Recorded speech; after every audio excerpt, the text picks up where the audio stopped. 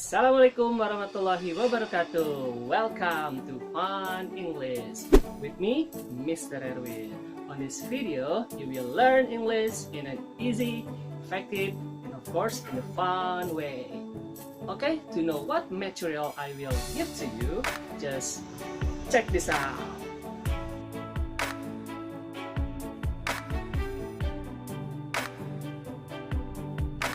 Untuk materi kali ini, bukan Mr. Erwin yang akan memberikan materinya, tapi teman Mr. Penasaran siapa? Please meet Mr. Teacher. Hello Mr. Teacher, how are you? Hi, Mr. Erwin. I'm great, thank you. Are you ready to give the lesson? Of course, I'm ready, and I'm so excited to give the lesson. Okay, I will let you deliver the lesson and I'll leave you now. Bye Mr. Teacher.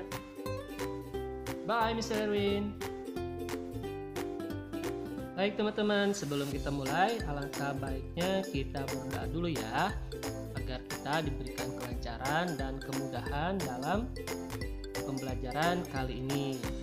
Oke, untuk materi yang akan Mister berikan adalah materi bahasa Inggris di kelas 8, yaitu obligation and prohibition.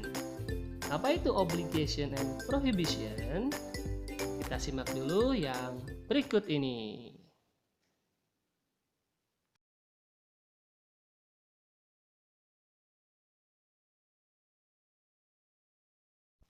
Nah, itu ya teman-teman, tanda-tanda atau dalam bahasa Inggrisnya biasa kita sebut dengan signs, yang biasa kita jumpai di sekitar kita.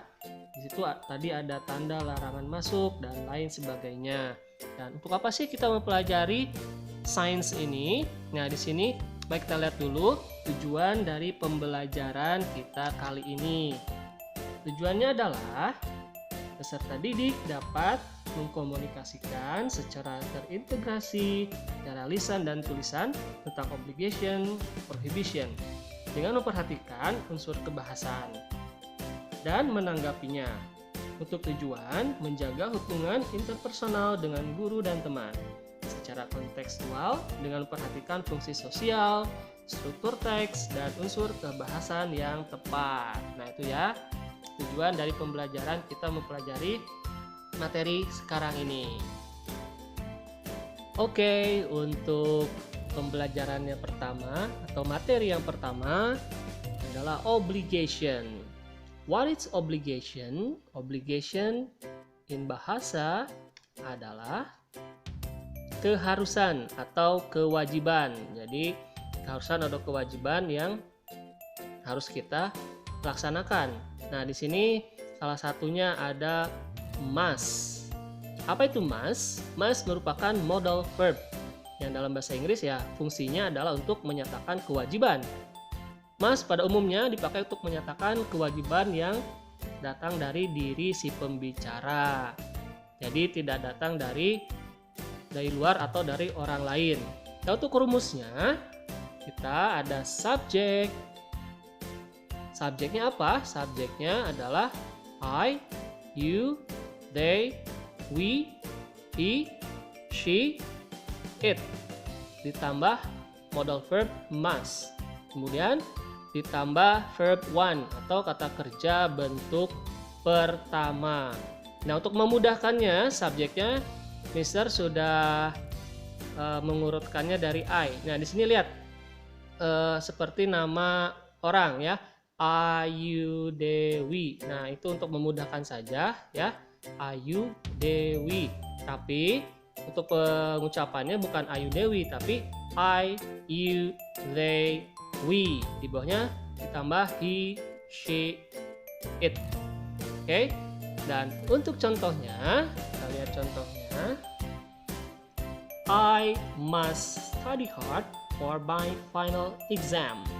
Nah, di situ adalah kewajiban yang datang dari diri si pembicara itu sendiri. Ya, jadi saya harus belajar giat untuk ujian akhir nanti. Oke ya. Bagaimana, paham ya? Untuk obligation yang kedua kita menggunakan have to. Nah, untuk have to ini ya kalau tadi must itu dari diri pembicara sendiri untuk have to ini merujuk pada aturan atau keharusan yang bukan berasal dari pribadi pembicara. Jadi atau dari orang lain atau aturan luarlah yang menciptakan keharusan tersebut. Untuk rumusnya yang hampir sama dengan must, itu ya, subject plus have to, kemudian verb want. Oke. Nah, di sini contohnya kita lihat I have to wear uniform at school. Saya harus mengenakan seragam di saat sekolah. Jadi aturan di tempat sekolah dari pembicaranya yang mengharuskan mengenakan seragamnya. Nah, ini aturannya itu datangnya dari luar, gitu ya. Oke, bisa dipahami ya. Oke, kita lanjut ya. Setelah tadi kita membahas tentang obligation, now we learn about prohibition. Ya, kalau obligation itu tadi kewajiban, dan sekarang prohibition itu adalah larangan. Oke. Untuk yang pertama, di sini larangan yang biasa yang akan Mister sampaikan adalah must not. Ya. Ini bentuk negatif dari must not atau mustn't. Untuk rumusnya tadi hampir sama dengan yang obligation, yaitu subject ditambah dengan must not atau mustn't, singkatnya itu ya, ditambah verb want. Oke ya, itu rumusnya. Untuk contohnya, you must not come late to school atau you mustn't come late to school. Kamu tidak boleh datang telat ke sekolah, ya. Perlu diingat, untuk must not ini adalah modal verb yang paling kuat dan paling tegas di antara modal verb lainnya untuk menyatakan larangan dalam bahasa Inggris. Selanjutnya kita menggunakan kata do not atau don't.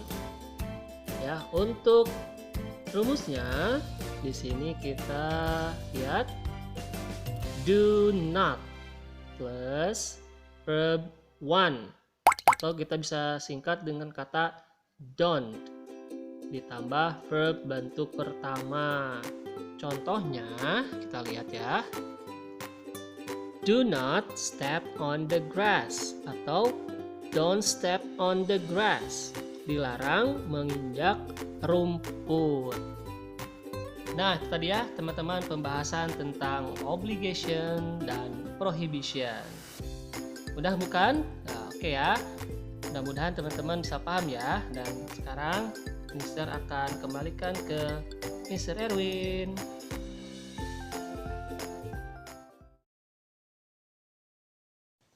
Nah, itu tadi ya teman-teman pembahasan materi dari Mr. Teacher, yaitu materi tentang obligation dan prohibition. Bagaimana? Mudah bukan?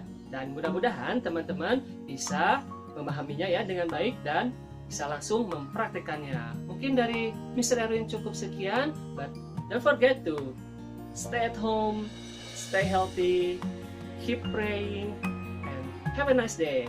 Assalamualaikum warahmatullahi wabarakatuh. See you, bye-bye.